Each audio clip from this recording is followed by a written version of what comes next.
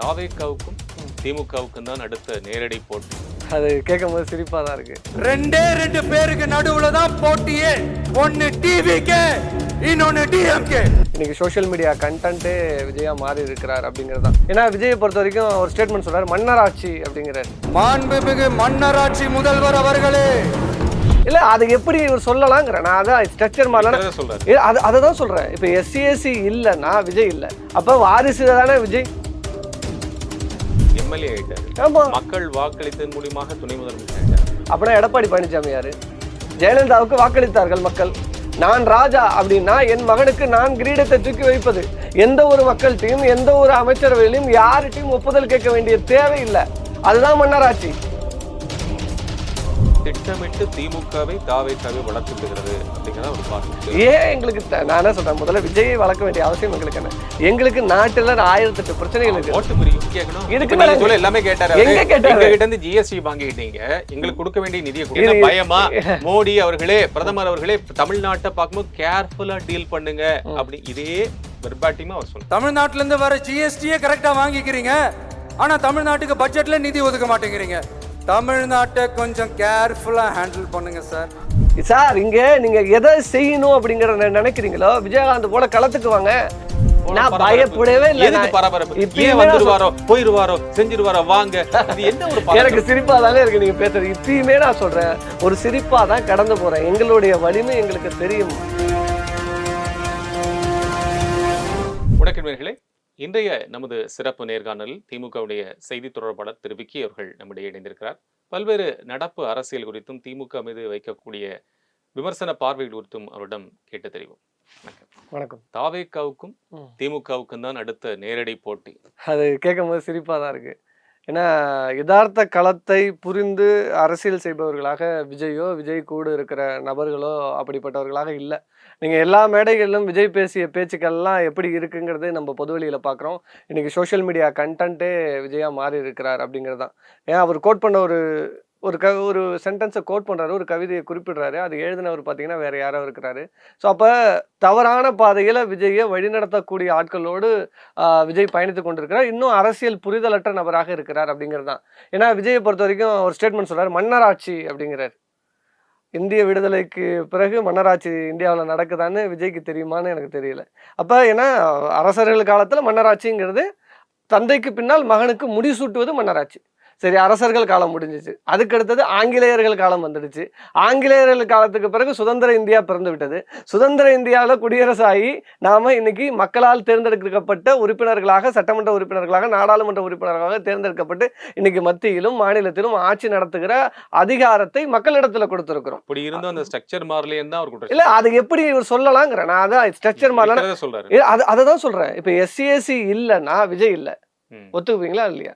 SC SC பணம் போட்டு அன்னைக்கு படம் எடுக்கலைன்னா விஜயை வைத்து படம் எடுப்பதற்கு வரிசையில் யாராவது நின்னாங்களா? அப்போ வாரிசு தானே விஜய். எஸ்சிஎஸ்சியின் வாரிசாகத்தான் விஜய் அதாவது இப்போ ஒரு தன்னுடைய தொழிலுக்கு அப்படிதான் வராரு. ஆனா முதல்வர் அவர்கள் இன்னைக்கு தமிழக முதல்வர் தளபதி அவர்கள் காலம், அதாவது எத்தனை ஆண்டுகளாக இந்த களத்துல பயணித்து இருக்கிறார். அதற்கு பிறகு இப்ப அண்ணன் உதயநிதி அவர்கள் எத்தனை ஆண்டுகளாக களத்துல பயணித்து இருக்கிறார். அங்கதான் கேள்வி வருது. நான் தான் சொல்றேன், கேள்வி எங்க இருந்து வருதுன்னா, நீங்க இளைஞரணி கொடுத்து விட்டார்கள் அப்படின்றது நீங்க குறிப்பிடுறது அதற்கு முன்னாடி அவர்கள் செய்த வேலைகள் எல்லாம் உங்களுக்கு திரைபிம்பம் தெரியல. இன்னைக்கு ஸ்டார் ஐக்கானா விஜய் நிறுத்தப்படுவதனால உங்களுக்கு இவர் 2021 முன்னதான காலகட்டத்திலேயே திராவிட முன்னேற்ற கழகத்துக்கு திருவாரூர்ல கலைஞர் அவர்களுக்கு வாக்கு கேட்டு உதயநிதி ஸ்டாலின் அவர்கள் பரப்புரை செய்திருக்கிறார். போட்டோஸ் எல்லாம் இருக்கு. ஆனா நேரடி அரசியலாக களத்துல இறங்கி செயல்படல. பட் ஆனா அந்த ரத்தம் இருக்கிறது, ரைட்டா?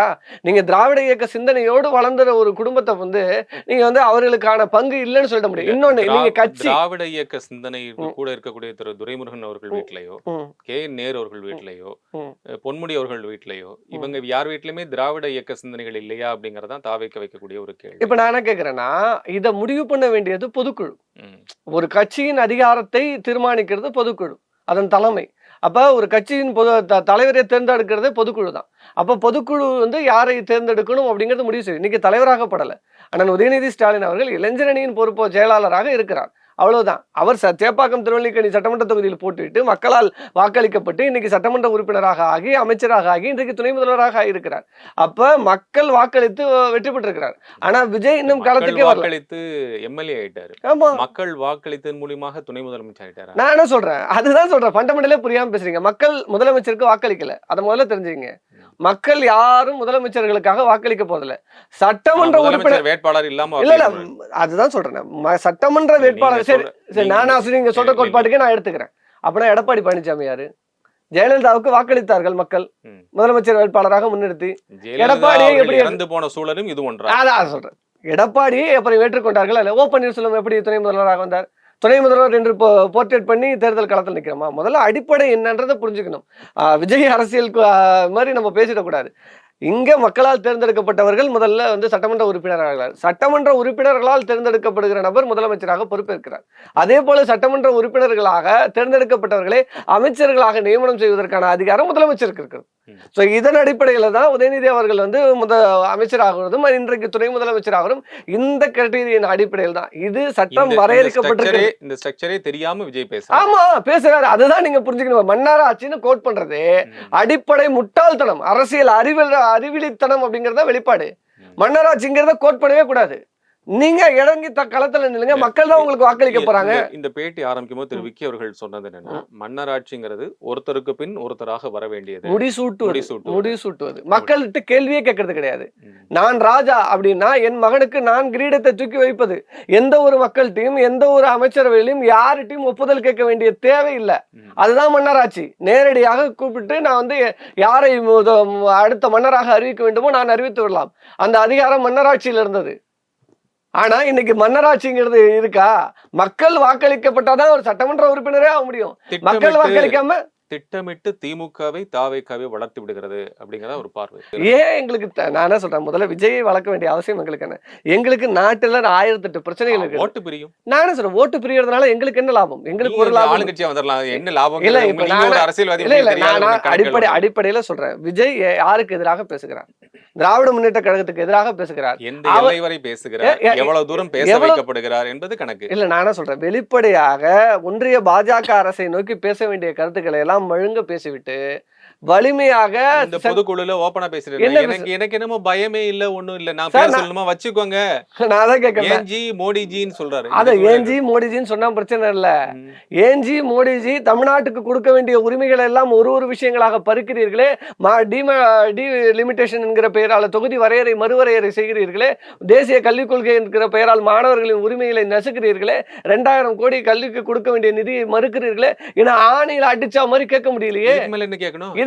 எல்லாமே கேட்டாரு. எங்க கிட்ட ஜிஎஸ்டி வாங்கிட்டீங்க, எங்களுக்கு கொடுக்க வேண்டிய நிதியை கொடுங்க. அது எப்படி கேக்குறாங்க பண்ணிட்டு இங்க இருக்கக்கூடிய எம்பிக்களுடைய சீட்டுகள் எண்ணிக்கை நீங்க தீர்மானத்தை மட்டும் படிக்கிறீங்க. நான் விஜய் ஓபன் ஸ்டேட்மெண்டா பத்திரிகை பேசினதா நான் சொல்றேன். இல்ல இல்ல விஜய் மேடையில பேசினதா டீலிமிட்டேஷன் பத்தி தான் குறிப்பிடுறாரு. ஜிஎஸ்டி பத்தி கேட்டாரு. ஜிஎஸ்டி எங்க கிட்ட இருந்து நிதி வாங்கிக்கிறீங்க, எங்களுக்கு மாணவ செல்வங்களுக்கு கொடுக்க வேண்டிய நிதி நீங்க கொடுக்கல, இங்க இருக்கக்கூடிய ஃபேர் டீலிமிட்டேஷன் பண்ணணும், டீலிமிட்டேஷன் பேர்ல எம்பிக்களுடைய எண்ணிக்கையை குறைக்கிறீங்க, இங்க இருக்கக்கூடிய மற்ற தேவைகளுக்கான நிதியை நீங்க ஒதுக்கலன்னு இதுக்கு மேல ஒரு கட்சி தலைவர் எப்படி கேட்கலாம்? எங்களுக்கு என்ன பயமா? மோடி அவர்களே, பிரதமர் அவர்களே, தமிழ்நாட்டை பார்க்கும்போது கேர்ஃபுல்லா டீல் பண்ணுங்க அப்படி இதே வெர்பாட்டிமா அவர் சொன்னார். இல்ல நானும் சொல்றேன், இத பொது மேடையில் இப்ப நான் பொதுக்குழுல ஸ்டேட்மெண்டா பேசியிருக்காருன்னு வச்சுங்க, நீங்க சொல்றபடி அவர் பேசுனதே வச்சுங்க, இது கடுமையான போக்கா? இன்னைக்கு ஒரு தேர்தல் களத்தை நோக்கி நான் என்ன சொல்றாரு, ஆரம்பிச்ச உடனே முதல்வர் அப்படின்னு முடிவு பண்ணிட்டார்ல, நேரடியாக மக்களை திரட்டி நேரடியாக களத்துல இறங்கி போராட வேண்டியதானே? யார் உங்களை தடுக்கிறா? யாரும் உங்களை தடுக்கல, போட்டும் நானே சொல்றேன். ஒரு டென்ஷன்லயும் ஒரு பயத்துல விஜய் மேல ஏன் மத்தவங்க இல்லாத ஒரு டீல் பண்ணும்போது ரொம்ப கேர்ஃபுல்லா ஒரு பயத்தோட பண்ண மாதிரி. நாங்கள் விஜய் குறித்து பேசுவதே இல்ல, நான் பொதுவாக பயத்துல இல்ல, நானே சொல்றேன் பயத்தினால கிடையாது. அவரை பற்றி பேச வேண்டிய தேவையில்லை. எங்களோட எதிரியே வேற. நான் ஏன் ஓரமா போற ஒன்றை பத்தி நான் தொட்டுட்டு இருக்கணும்? அது அவசியமே இல்லை. எனக்கு களத்துல 2026 தேர்தல் தாவேகாவுக்கும் திமுகவுக்கும் தான் நேரடி போட்டி அப்படின்னு அவர் சொல்றாரு. இல்ல அவர் சொல்ற ஸ்டேட்மெண்ட் வச்சுட்டு நீங்க பாத்தீங்கன்னா பிரதான எதிர்க்கட்சிகள் இங்க யாருக்கா டைரக்டா நீங்க அட்டாக் பண்ணக்கூடிய இந்த சி ஓட்டர் கருத்து கணிப்புல இருந்து பேசக்கூடிய விஷயங்கள் எல்லாமே முதலமைச்சர் மு க ஸ்டாலினுக்கு அடுத்தபடியான பிரபலத்துவம் இருக்கிறது விஜய்க்கு என்று கருத்து கணிப்புல மக்கள் சொல்லியிருக்கிறதாக ஒரு அறிக்கை வந்திருக்கு. அது தேர்தலுக்கு நான் என்ன சொல்றேன், இது எல்லாமும் கருத்து கணிப்பு வரட்டும். சிரஞ்சீவி கட்சி ஆரம்பிக்கும் போது அவர் தான் அடுத்த முதல்வர். அவருக்கு கூடிய கூட்டத்தை விட வேறு யாருக்கும் ஆந்திராவில் அப்படி பொறுப்பட்ட கூட்டம் கூடல. ஆனா தேர்தல் காலத்துல என்ன ஆச்சு சிரஞ்சீவிக்கு? பவன் கல்யாண் 10 ஆண்டுகளாக கட்சி ஆரம்பிச்சு நடத்தி கொண்டிருந்தார். அந்த 10 ஆண்டுகள் அவர் சந்தித்த தேர்தல்கள்லாம் என்ன ஆச்சு? அவருக்கு எவ்வளவு பெரிய ஸ்டார் பிம்பம். தெலுங்கானாவில் அனைத்து தொகுதிகளிலும் டெபாசிட் இழந்தது பவன் கல்யாண். ஏங்க இது எல்லாம் ஒருவர் தேர்தல் களத்துல இறங்குறதுக்கு முன்னாடி பேசப்படுகிற மாய பிம்பங்கள். யதார்த்த களம் வேற, இவங்க பேசுகிற சோசியல் மீடியா அரசியல்ங்கிறது வேற. அதுதான் சொல்றேன், கட்டமைப்பு. இன்னைக்கு தமிழ்நாட்டுல திராவிட கட்சிகளான திமுக, அதிமுகவுக்கு இருக்கிற கட்டமைப்பு இத்தனை ஆண்டுகளாக கட்சி நடத்துகிற பாஜக கிட்ட கிடையாது. அது எல்லாருக்குமே தெரியும் தமிழ்நாட்டுல. அப்ப ஏன் பாஜகவால ஒண்ணும் பண்ண முடியல? அந்த அடிப்படை கட்டமைப்பு கிடையாது. நீங்க அடிப்படை கட்டமைப்பை கொண்டு போய் நிறுத்தாத ஒரு கட்சியை இந்த ஊடக வெளிச்சங்களை வைத்து பேசலாம். ஆனா கீழே களத்துல ஒரு கடைகோடி கிராமத்துல இருக்கிற ஒரு தெருவுக்குள்ள இருக்கிற திராவிட முன்னேற்ற கழகத்திற்கு தொண்டன் இருக்கிற போது அவன் அந்த ஓட்டுகளை எப்படி பெறுவான் என்கிற யுத்தியில் இருக்கும் போது 120 மாவட்டங்களாக வசதியாக பிரித்து அதுக்கு பொறுப்பாளர்களை நியமித்து ஒரு மாவட்டத்துக்கு 15 பேர் நியமிச்சு திமுக இதுக்கப்புறம் கிட்டத்தட்ட இருக்கக்கூடிய வாக்குச்சாவடி முகவர்கள் வரைக்கும் இருக்கக்கூடிய கிட்டத்தட்ட ஒரு 70,000 பேரை நியமிக்கிறது 70,000 பேர். இப்ப நான் சொல்றேன், திராவிட முன்னேற்ற கழகத்தின் அடிப்படை கட்டமைப்பு பிஎல்சி வரைக்கும் இருக்கு. பிஎல்சினா பூத் லெவல் கமிட்டி, ஓகேவா? பிஎல்ஏங்கிறது BLA 2, BLAங்கிறது நீங்க பூத் லெவல் ஏஜென்ட். இவங்க சொல்ற அந்த 70,000 பேர் பூத் லெவல் ஏஜென்ட் சொல்றாங்க. அதுக்கு கீழே 10 பேர் கொண்ட கட்டமைப்பாக பிஎல்சி என்கிற அமைப்பு வரைக்கும் இருக்கிறது. ஒன்றிய நகர பாடிகள் இருக்கிறது. இதெல்லாம் தமிழக வெற்றி கழகத்துல ஒண்ணுமே கிடையாதுங்க. இப்ப கட்சி ஆரம்பிச்சுட்டு வெறும் மாவட்ட பாடியை போட்டிருக்காங்க. நீங்க முதல்ல புரிஞ்சுக்கணும், ஒரு திராவிட முன்னேற்ற கழகத்துக்கும் அண்ணா திராவிட முன்னேற்ற கழகத்துக்கும் இருக்கிற அடிப்படை கட்டமைப்புல 10% கட்டமைப்பு கூட இது கிடையாது. அது விஜய்க்கும் தெரியும். ஏன் தேர்தல் ஆலோசகராக வந்த பிரசாந்த் கிஷோரை என்ன சொல்லிவிட்டு போனார்னா, கட்டமைப்பை முதல்ல செய்யுங்கன்ட்டு போயிட்டாரு. இது சாதாரண ஒரு விஷயம் அல்ல. இன்னைக்கு நான் தகவல் தொழில்நுட்ப அணியில் ஒரு மாவட்டத்தின் ஒருங்கிணைப்பாளராக இருக்கிறேன். எனக்கு கீழே ஒன்றிய பொறுப்பு வரைக்கும் கிட்டத்தட்ட 78 பேர் இருக்கான். அதற்கு கீழே பூத் லெவல்ல இருக்கிற தகவல் தொழில்நுட்ப அணி அமைப்பாளர் எத்தனை பேர் பாத்துங்க. தெரியாமல் தான் விஜய் அவர்கள் தெரியலங்க. உண்மை நான் என்ன சொல்றேன், தெரியாது. தெரியாதனாலதான் இந்த மாதிரியான வார்த்தைகளை பேசுகிறார். பேர் யார் இந்த கவிதையை பேசினார் என்பதை கூட தெரியாம எழுதி கொடுக்கிறவங்க. தாவேக்கவுடைய மகளிர் அணி ஐடி விங்ல ஒரு இது போட்டிருக்காங்க. முதலமைச்சர் மு.க. ஸ்டாலின் அவர்கள் ஈரோடு வெற்றியை சார்ந்து ஒரு கட்டு பேசியிருக்காரு. இன்னைக்கு ட்ரெண்ட் ஆயிட்டு இருக்கு. ஒரு 2 நிமிஷம் 34 கட்டு அதுல இருக்கு அப்படின்னு பேசியிருக்காங்க. அதுல போட்டிருக்காங்க. இதே ட்விட்டர்ல போட்டிருக்காங்க. அது இதெல்லாம் ஒரு தவறாக ஒரு விஷயத்தை கோட் பண்றதுனால மட்டுமே சரி. எத்தனையோ தவறுகள் திமுக அமைச்சர்கள் பேசுறாங்க. டங் ஸ்லிப் வேற, மாத்தி பேசுகிறது வேற. யார் சொன்னான்றத கருத்தை மாற்றி தவறாக ஒருத்தர் விஷயத்தை பேசுறது அப்படிங்கறதுனால மட்டுமே நான் சொல்றேன். நான் இன்னொரு தடவை சொல்றேன். சரி, அன்னைக்கு பொதுக்குழு கூட்டம் நடத்துனீங்க. கூட்டத்துல கட்சிக்காரர்களோடு உணவு இருந்ததாலும் போய் உட்கார்ந்தாரு. எல்லா சேனலும் டெலிகாஸ்ட் பண்ணீங்க. அருகில ஒரு இஸ்லாமிய பெண்ணை உட்கார வச்சீங்க. இது என்ன மாதம் நடந்தது? ரம்ஜான் மாதம். எல்லாம் நோன்பு இருக்கிற மாதம். அப்ப அந்த மதத்தின் அன்னைக்கு நோன்பு வச்சிருக்க ஒரு நபர் உட்கார்ந்து இருக்கிறாரு. பொதுக்குழு நடப்பது காலையில. அந்த நோன்பு எத்தனை மணிக்கு திறப்பாங்கன்னு தெரியும். சரி, அவங்க அங்க நீங்க நோன்பு வைக்கலன்னு வச்சீங்க. அவங்கள உட்கார வச்சாங்க. எனக்கு ஒரு வாய் எடுத்து வைத்து விட்டு இலையை மூடிட்டு வெளியில வருகிறார். இதுதான் விஜயின் அரசியல். இது நான் தான் சொல்றேன், நீங்க மக்கள்ல இருந்து அப்புறப்பட்டு இருக்கும்போது மக்கள் உன்னை ஏற்றுக்க மாட்டான். அதுவே இன்னும் உனக்கு புரியல. அதுதான் நான் சொல்றேன், மக்கள் வெள்ளத்துல தத்தளிக்கும் போது இங்க சட்டமன்ற உறுப்பினர்கள், நீங்க சொன்னீங்க துணை முதல்வர், எல்லாரும் களத்துல முன்னேற்பாடுகளை நோக்கி நின்று நடந்துட்டு இருந்தாங்க, வேலை செஞ்சுட்டு இருக்காங்க. கொட்டும் மழையில துப்புரவு பணியாளர்களோட களத்துல நின்னார் துணை முதலமைச்சர். ஆனா பனையூர்ல மல்லாக்கப்படுத்திருந்தது யாருன்னு எல்லாருக்கும் தெரியும். அப்ப யாருமா விஜய் தான் படுத்திருந்தாரு. நான் சொல்றேன் சார், இங்க நீங்க எதை செய்யணும் அப்படிங்கறத நினைக்கிறீங்களோ விஜயகாந்த் போல களத்துக்கு வாங்க. விஜயகாந்த் செய்த சேவைகள் இன்னைக்கு பேசுறேன். அவர் என்ன சொன்னாரு, எனக்கு லாஸ்ட் படம் இருக்கு, அந்த படத்துடைய வேலைகளை முடிச்சிட்டு நான் வர்றேன்னு சொல்லியிருக்காரு. அது வரைக்கும் கூட உங்களுக்கு பொறுக்க முடியல. நான் ஒண்ணுமே சொல்லல. நீங்க கேட்கிற கேள்விக்கு சொல்றேன், மக்கள்கிட்ட போங்க, மக்கள்கிட்ட பேசுங்க, மக்களோடு இருங்க. மக்கள் உங்களை ஏத்துக்கிட்டா நன்றி, வரவேற்கிறோம். பொதுக்குழுலே அவங்க என்ன சொன்னாங்கன்னா, திரைப்பட பணிகள் முடிந்த பிறகு இது முன்னாடி நடந்த மீட்டிங்லயும் சொன்னாங்க. திரைப்பட பணிகள் முடிந்த பிறகாக வரவேற்கிறோம் ஒவ்வொரு இடமாக சென்று மாவட்டம் வாரியாக மக்களை சந்தித்து மக்களுடைய குறைகளை வந்து வரவேற்கிறோம் வாங்க மக்கள். நான் தான் சொல்றேன் விஜய்க்கு நான் என்ன சொல்றேன்னா இன்னொரு விஜய் ஒண்ணு இன்னும் களத்துக்கே வரல, அதுக்குள்ள இவ்வளவு பெரிய நான் பூத் லெவல் கமிட்டி வரைக்கும் ஆள் இருக்கக்கூடிய திமுகக்கு எதுக்கு இவ்வளவு பயப்படவே இல்லை. எதுக்கு பரபரப்பு? ஏன் வந்துருவாரோ போயிருவாரோ செஞ்சிருவாரோ வாங்க, இது என்ன ஒரு எனக்கு சிரிப்பா தாங்க இருக்கு நீங்க பேசுறது. இப்பயுமே நான் சொல்றேன் ஒரு சிரிப்பா தான் கடந்து போறேன். எங்களுடைய வலிமை எங்களுக்கு தெரியும். அதனால நான் இப்பயும் சொல்றேன் திமுகவுடைய வலிமை தெரிந்த பிறகும் கூட நான் அததான் சொல்றேன். திமுகவுடைய அமைச்சர்களும் ஒவ்வொருவரும் விஜய் வந்து குறிப்பிட்டு பேச இப்ப பேசுறது இல்ல. யாருமே பேச மாட்டாங்க. தாமோ அன்பரசன் என்ன பேசி இருக்கிறாரு எல்லாருக்கும் ஏங்க இப்ப திராவிட முன்னேற்ற கழகத்துல அடிமட்ட தொண்டனை போய் விஜய் பத்தி கேட்டா அவன் இன்னும் பேசுறதுக்கு வேற இருக்கு. அதெல்லாம் அதான் சொல்றேன். அந்த கட்சி சார்ந்தவங்க பேச போறாங்க. அதான் சொல்றேன். ஒவ்வொரு கட்சிக்கும் கட்சியின் நிலைப்பாடு மக்கள் அதுல இருக்கிற தொண்டர்கள் நிலைப்பாடு அதெல்லாம் கட்சியின் கருத்தாயிடாது. நான் என்ன சொல்றேன் விஜயை பொறுத்த வரைக்கும்